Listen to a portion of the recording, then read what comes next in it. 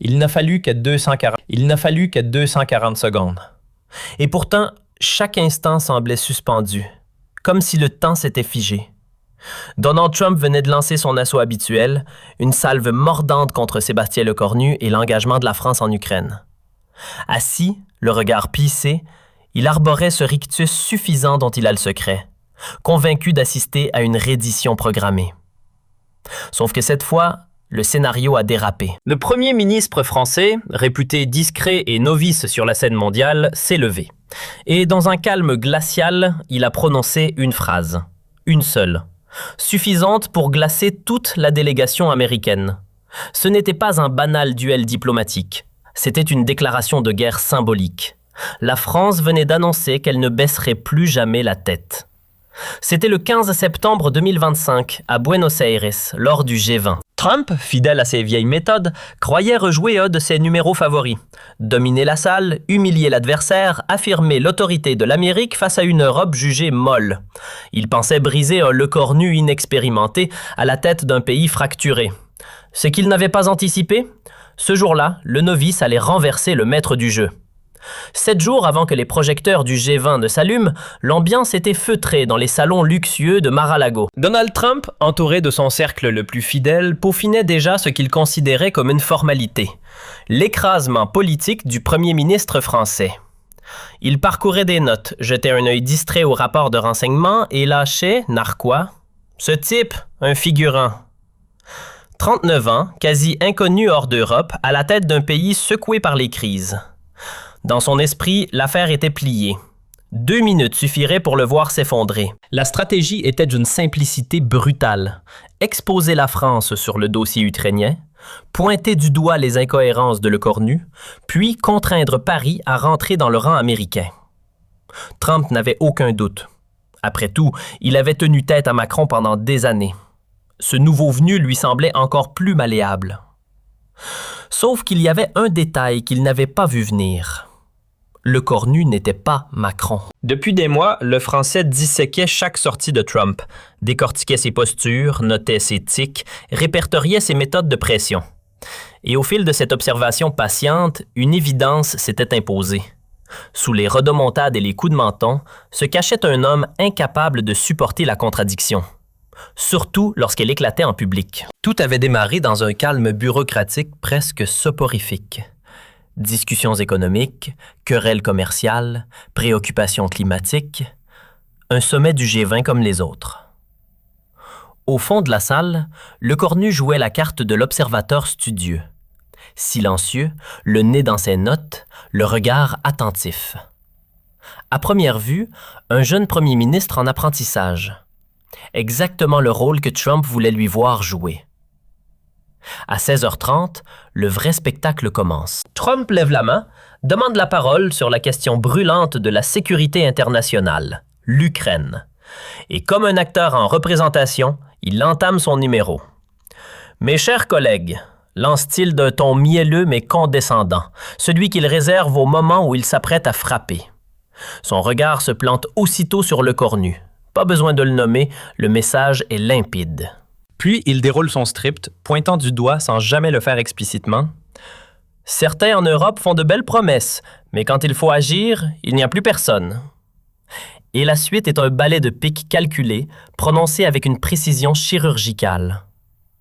L'Amérique envoie des milliards et des armes de pointe, pendant que d'autres se contentent de paroles creuses. Le sous-texte? La France ne sert à rien. Mais Trump ne s'arrête pas là. Il appuie là où ça fait mal. Certains dirigeants, jeunes, peu aguerris, préfèrent gérer leur grève que soutenir un pays en guerre. Traduction, Lecornu est trop vert pour être utile. Et il n'en finit plus de marteler. Pendant qu'ils tentent de calmer leur rue, l'Ukraine verse son sang. Peut-être qu'avec un peu moins de syndicats et un peu plus de courage, la guerre serait déjà finie. Puis, en point d'orgue, il lâche sa menace classique comme un refrain bien huilé. L'Amérique n'a pas vocation à porter seule la bannière de la liberté. À chacun de choisir, assumer ou dégager.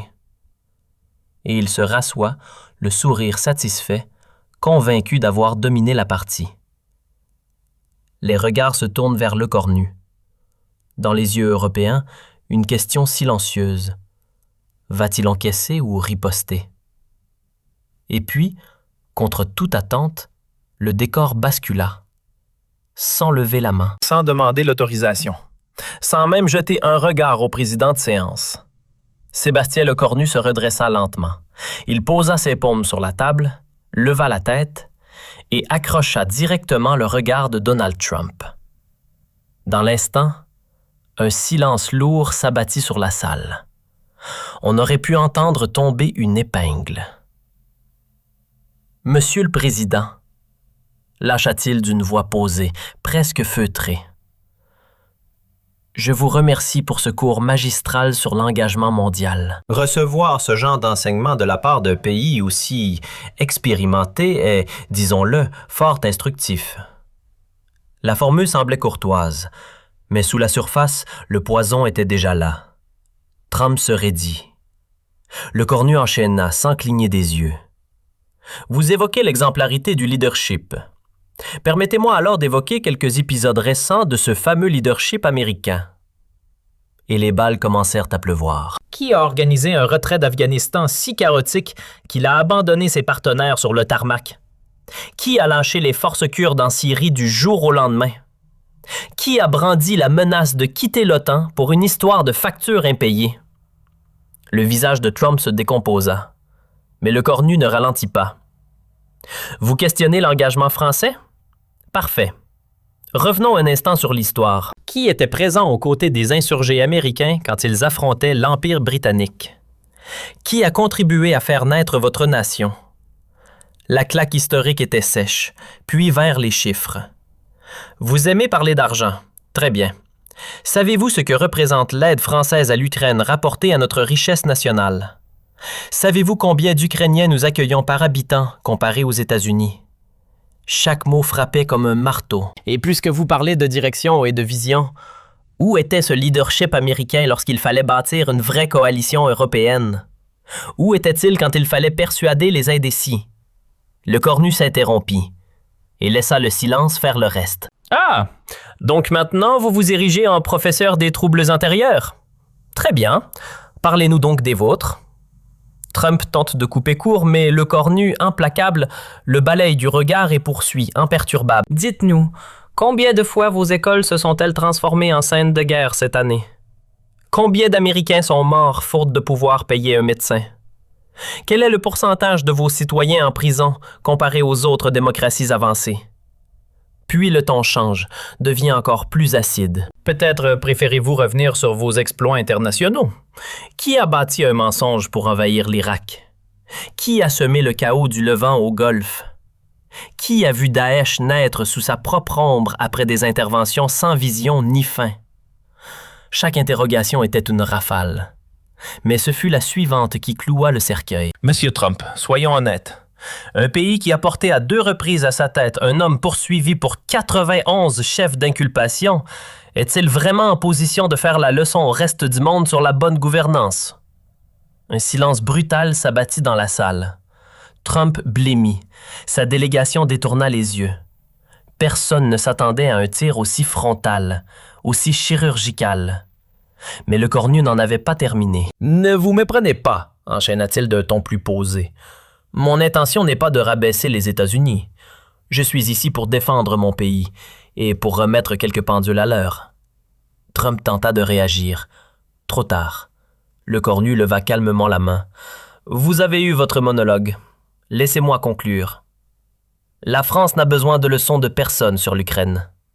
Nous étions là dès les premières heures. Nos militaires forment leurs troupes, nos ingénieurs restaurent leurs centrales, nos diplomates construisent leur futur européen.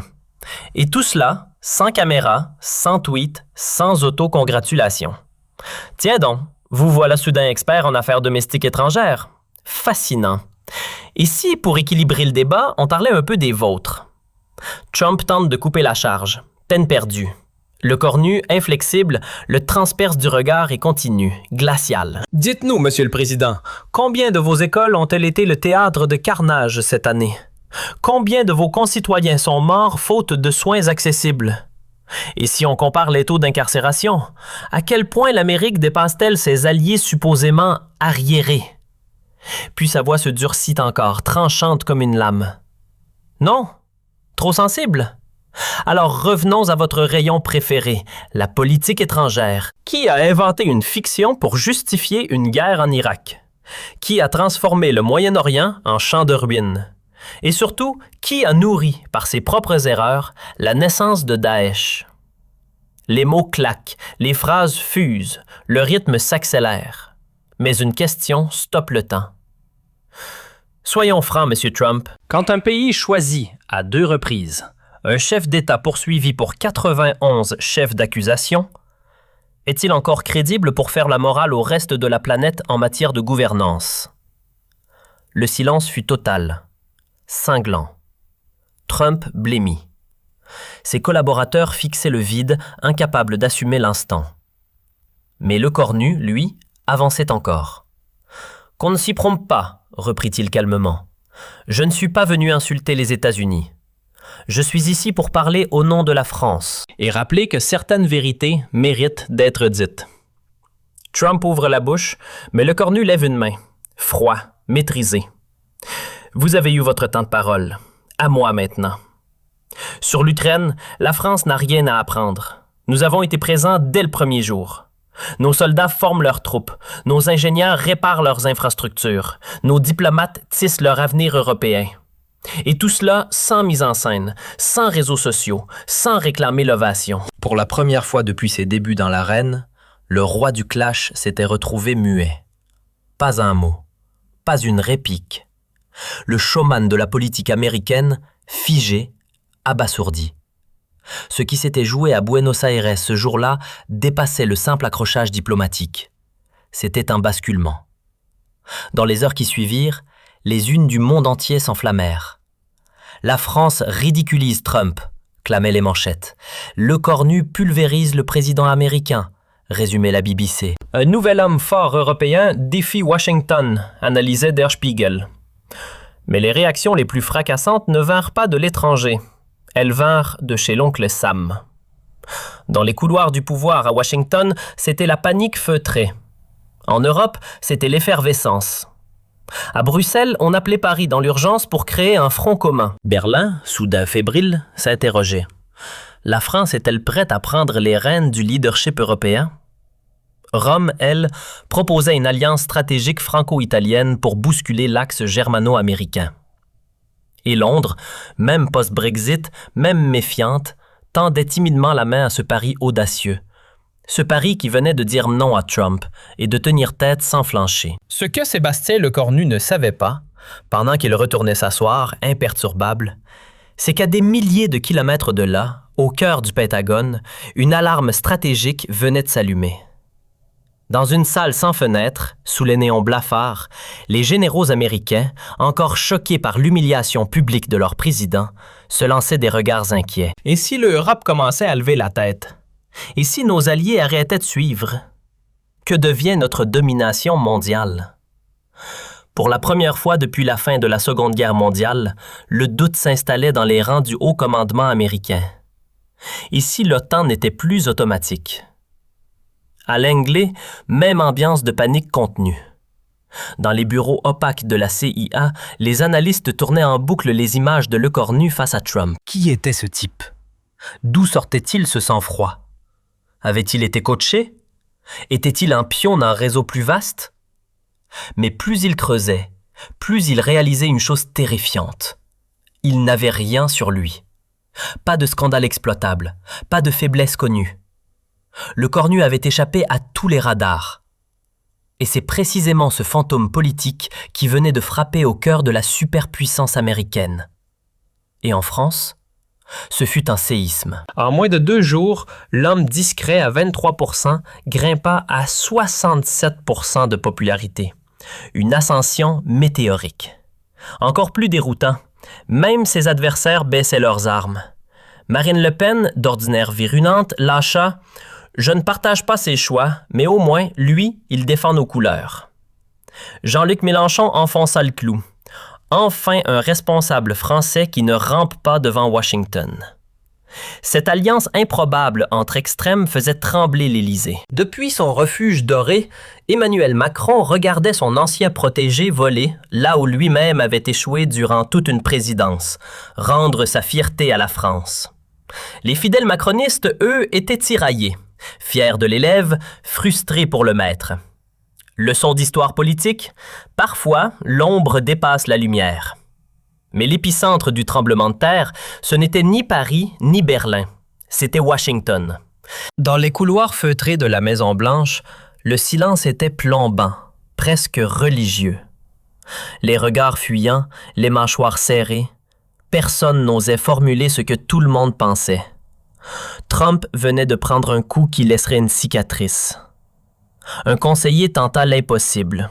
« Monsieur le Président, peut-être qu'un petit mot d'excuse. » Et là, l'explosion.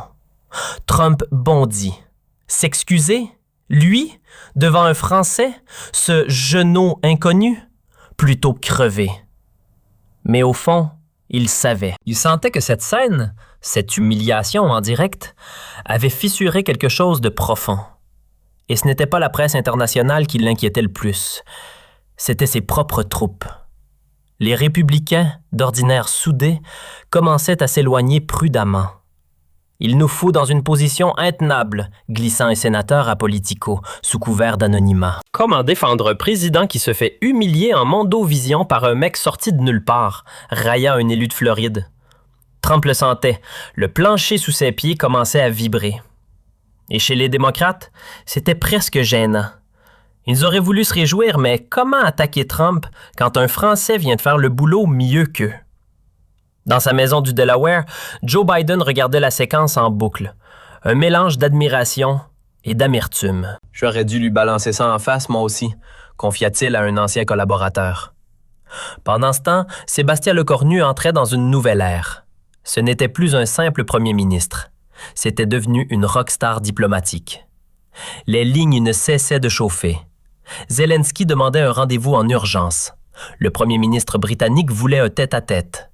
Même le secrétaire général de l'ONU réclamait une rencontre. En à peine 4 minutes, il était devenu l'homme que tout le monde voulait voir.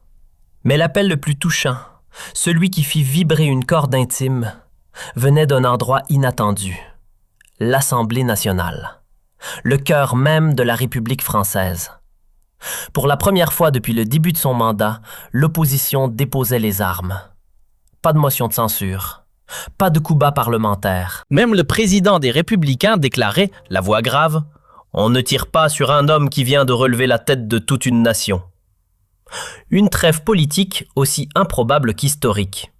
Et pour Lecornu, une occasion en or, manœuvrer sans chaîne, sans blocage, du jamais vu depuis des décennies à Matignon. Mais pendant que Paris s'unissait, Washington tentait de reprendre la main. 3 jours après l'uppercut diplomatique, Trump convoqua les médias à la Maison-Blanche. L'idée? Éteindre l'incendie. Mais c'est l'inverse qui se produisit. Dopés par la leçon française, les journalistes américains changèrent de ton. Fini les courbettes. Place aux questions qui piquent. Monsieur le Président, pourquoi avoir gardé le silence face aux attaques du Premier ministre français? Allez-vous présenter des excuses à vos alliés? Et ce mutisme gêné n'est-il pas le signe d'un affaiblissement? Trump tenta l'esquive. Ce Lecornu, inconnu au bataillon. La France est en crise. Il fait ça pour détourner l'attention. Mais plus il parlait, plus il s'enfonçait. Sa voix tremblait, son regard s'agitait. La gêne était palpable. Les journalistes avaient trouvé son talon d'Achille. Il ne supportait pas qu'on lui rappelle qu'un petit Français l'avait fait taire, devant le monde entier. Et voilà que la vague française, née en à peine 4 minutes, se transformait en tsunami diplomatique mondial. À Ottawa, Justin Trudeau, d'ordinaire diplomate jusqu'au bout des manches, déclina ouvertement une requête commerciale jugée abusive venue de Washington. À Berlin, Olaf Scholz lâcha une petite bombe politique. L'Europe devait cesser d'être naïve et bâtir enfin son autonomie stratégique vis-à-vis des États-Unis. À Rome, Giorgia Meloni appelait à retrouver la fierté d'un continent devenu trop longtemps servile. Mais le vrai choc, il éclata à l'Est. Au Japon, allié indéfectible des Américains, on commençait à murmurer qu'un peu plus d'indépendance ne ferait pas de mal. En Corée du Sud, certains remettaient sur la table les conditions exactes du partenariat militaire avec les Yankees. Même l'Australie, pourtant noyée dans le pacte Five Eyes, osait remettre en question sa dépendance historique à l'oncle Sam. Le message était limpide. Si la France avait osé dire non, pourquoi pas les autres? Et pendant que le monde s'agitait, le cornu, lui, restait stupéfait. Dans l'avion qui le ramenait à Paris, il murmura à ses conseillers presque incrédules. « Je voulais simplement défendre la dignité nationale. Je ne pensais pas allumer une mèche géopolitique. » Son directeur de cabinet répondit les yeux brillants. « Vous avez brisé un verrou que beaucoup n'osaient même pas toucher. Vous leur avez montré que c'était possible. » À Roissy, l'accueil fut digne d'un libérateur. Malgré l'heure avancée de la nuit, des centaines de Français s'étaient rassemblés. Ils chantaient. Mais cette fois, la Marseillaise ne résonnait plus dans l'ironie, elle vibrait de fierté. Les images firent le tour de la planète. Une France qui renaît, une nation qui inspire à nouveau. Le lendemain, au Palais Bourbon, un moment suspendu dans le temps. L'Assemblée nationale était bondée, l'atmosphère électrique. Et quand le cornu s'avança pour parler, le silence fut total, presque sacré. « Mesdames et messieurs les députés, hier à Buenos Aires, ce n'était pas moi qui parlais. C'était la voix d'une France qui se tient droite, peu importe qui lui fait face. » Et là, l'inimaginable. Des applaudissements venant de tous les bancs, de gauche, de droite, du centre. Marine Le Pen se leva, Jean-Luc Mélenchon la suivit, puis l'hémicycle tout entier. Une standing ovation nationale. Le cornu venait de réussir un exploit rarissime, réconcilier les Français avec leurs institutions et avec eux-mêmes. Et pour draver l'instant dans l'histoire, la présidente de l'Assemblée, Yaël Braun-Pivet, proposa l'impensable. Un vote de confiance exceptionnel. Résultat, 498 pour, 79 contre. Aucune abstention. Un score qui pulvérisait tous les précédents de la Ve République. Et ce n'était que le début. Les blocages dans les rues cessèrent. L'économie repartit. La bourse grimpa. Et le moral des Français aussi. Les sondages explosaient. Pour la première fois depuis longtemps, être français redevenait une fierté, pas une excuse. 6 mois plus tard, l'axe transatlantique avait été redessiné. L'OTAN n'était plus une hiérarchie, mais un vrai partenariat. Et tout avait commencé par 4 minutes. 4 minutes de bravoure qui fissurèrent l'arrogance made in Trump. Ce que ce Français a eu le cran de dire devant les caméras, c'est exactement ce que nous, ici, nous n'osons plus dire à voix haute, soufflait un sénateur républicain au Washington Post. Et là, pour la première fois depuis son retour triomphal à la Maison-Blanche, Donald Trump se retrouvait bousculé dans son propre camp. Mais si la claque politique faisait mal aux États-Unis, en France, c'était carrément un électrochoc national. Les rues se vidaient de leurs grévistes. Les blocages se levaient du jour au lendemain. Et la Bourse de Paris? Plus 8% en une séance, du jamais vu depuis des lustres. Le peuple français, d'un coup, redécouvrait une sensation oubliée. Avoir un dirigeant capable de regarder Trump droit dans les yeux, sans trembler. Un manifestant, micro BFM tendu sous le menton, lâchait d'une voix émue. Franchement, ça faisait longtemps que je m'étais pas senti aussi fier d'être français. En 4 minutes à peine, Sébastien Lecornu était devenu la figure européenne qui avait osé faire ce que tous redoutaient. Dire non à l'Amérique. Mais lui, en bon stratège discret, refusait toute gloire tapageuse. Sur le chemin du retour, en plein vol au-dessus de l'Atlantique, il glissa à son entourage. Ce n'était pas une vengeance, c'était une nécessité. Il fallait bien que quelqu'un rappelle aux États-Unis que l'Europe n'est plus une extension de leur territoire. 3 jours après le séisme de Buenos Aires, Donald Trump tenta un contre-feu. Une conférence de presse fut organisée en urgence à la Maison-Blanche, censée recentrer le débat. Mais dès la première question, le décor s'effondra. Les journalistes n'avaient qu'un nom en bouche, le cornu. Monsieur le Président, que répondez-vous aux critiques du Premier ministre français? Êtes-vous embarrassé par votre silence? Allez-vous présenter des excuses aux alliés européens? Trump tenta de noyer le poisson. Ce Lecornu, personne ne sait qui c'est. La France est en plein chaos. Il joue la carte de la diversion. Mais plus il parlait, plus ses traits se crispaient. Et plus il s'acharnait à dénigrer, plus il trahissait son trouble. Les mots du français avaient fait mouche, et ça se voyait. Tandis que Trump s'enlisait devant les caméras, Lecornu, lui, recevait les honneurs. Les lignes diplomatiques chauffaient. Volodymyr Zelensky lui téléphona en personne pour le remercier. Le chancelier allemand envoya un message d'admiration. Et même depuis Pékin, un mot discret mais chargé de respect fut adressé par Xi Jinping. En 4 minutes, Lecornu n'avait pas seulement mis Trump en difficulté, il avait gagné l'oreille du monde. 4 minutes. C'est tout ce qu'il aura fallu pour propulser un premier ministre discret au rang de poids lourd de la scène mondiale. L'impact le plus spectaculaire ne se vit pas dans les sondages, mais au cœur même de l'architecture occidentale, l'Alliance atlantique. Portés par l'audace française, les dirigeants européens commencèrent à relever la tête. Merlin mit une frein à l'augmentation de ses commandes d'armement américains. Rome repoussa sèchement les tentatives d'ingérence sur ses échanges avec Pékin. Et soudain, une idée révolutionnaire s'imposait. L'Europe pouvait dire non à Washington sans provoquer l'apocalypse. 6 mois après l'épisode de Buenos Aires, la relation transatlantique n'avait plus rien d'un rapport hiérarchique. Ce n'était plus un lien de dépendance, c'était un dialogue d'égal à égal. Et tout cela avait germé à partir d'un simple moment de bravoure française. Mais le plus fascinant restait à venir, car personne n'avait mesuré l'onde de choc psychologique sur Donald Trump lui-même. L'homme qui avait bâti son empire politique sur la peur et la pression venait de goûter à quelque chose de totalement nouveau, l'humiliation publique. Et ce poison-là ne passait pas.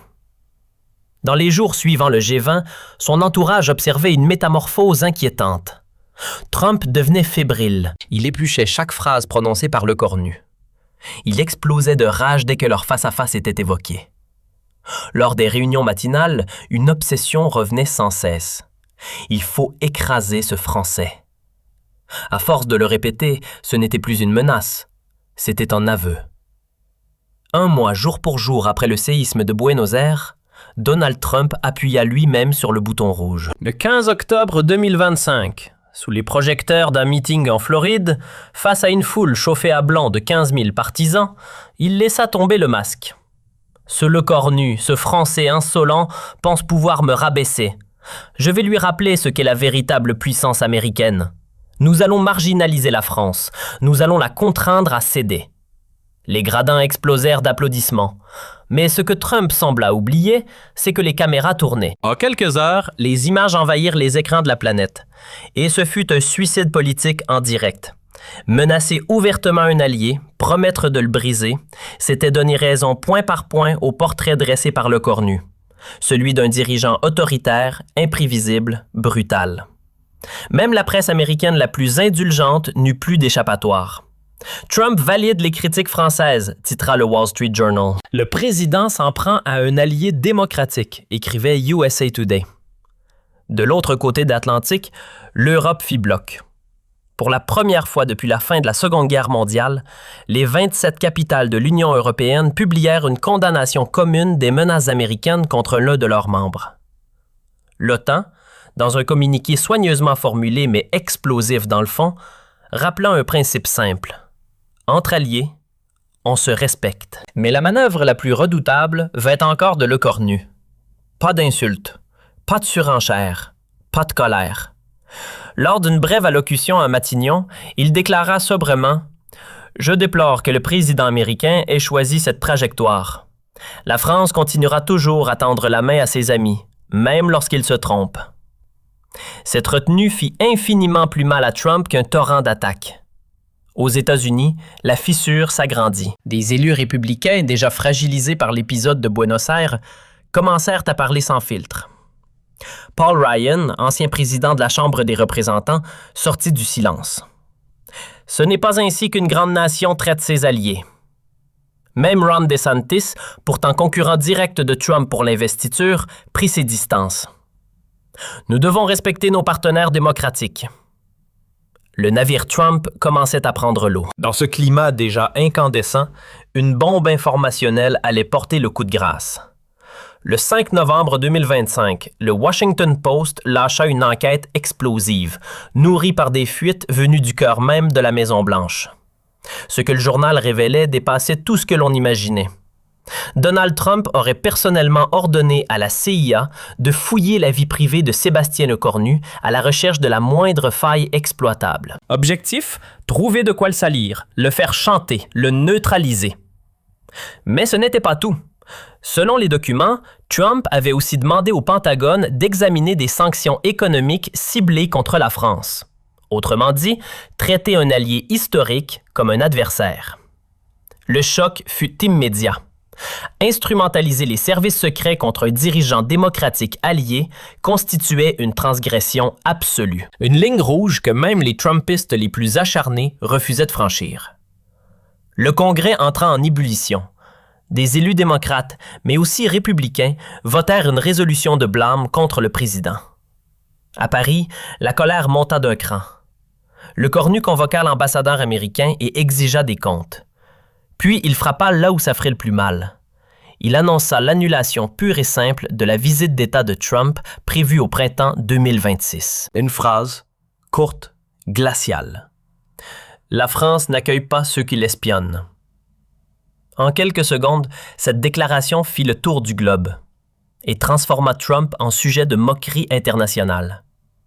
Mais la blessure la plus profonde n'allait pas venir de l'étranger. Le 20 novembre 2025, 15 sénateurs républicains publièrent une lettre ouverte appelant Donald Trump à retrouver la dignité inhérente à sa fonction. Parmi eux, Mitch McConnell, Lindsey Graham, des piliers du Trumpisme, une trahison. Le même jour, symbole cruel du contraste, Lecornu entrait sous une ovation au Parlement européen à Strasbourg. Son discours, intitulé « Pour une Europe digne », fut salué debout par l'ensemble de l'hémicycle, de l'extrême droite à l'extrême gauche. Nous ne sommes les sujets de personne. L'Europe est un partenaire, pas un protectorat. Ces phrases résonnèrent comme un manifeste continental. Et l'effet boule de neige continua. Le Japon rappela son ambassadeur à Washington pour consultation. La Corée du Sud annonça vouloir revoir certains volets de sa coopération militaire avec les États-Unis.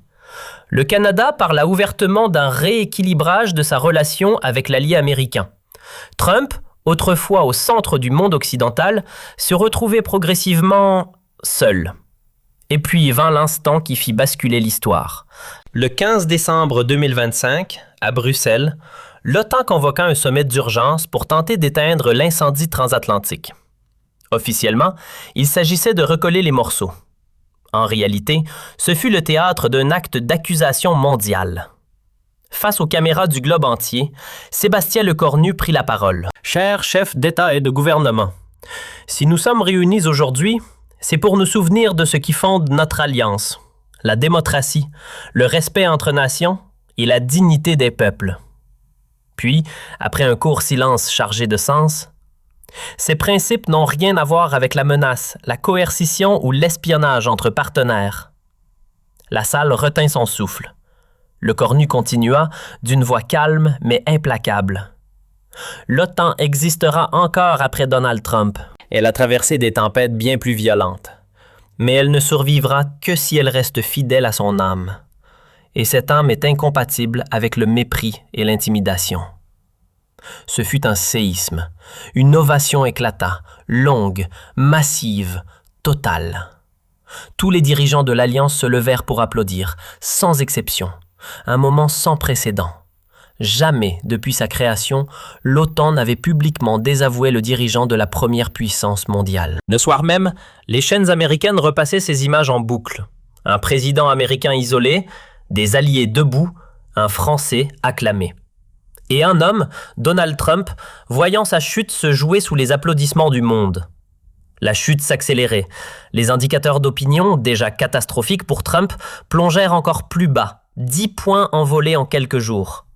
Pire encore pour lui, ce ne furent plus seulement les démocrates qui le rejetaient. Son propre camp commençait à le lâcher.